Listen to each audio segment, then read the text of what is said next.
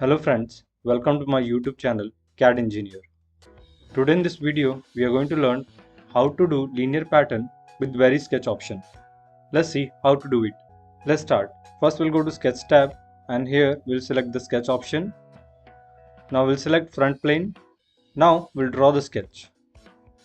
So here we'll define the basic shape. Now we'll specify the dimension. This is 20.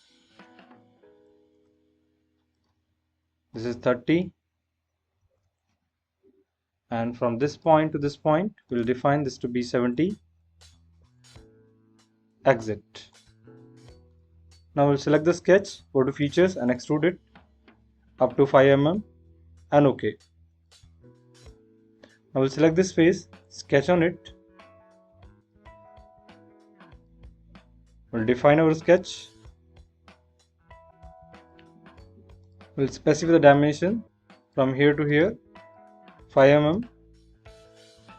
This is 4 mm. And we'll specify this line and this edge to be parallel. Now we'll specify the distance between this line and edge with 3 mm. We'll go to features and make an extrude cut. We'll specify the depth of cut 3 mm and OK.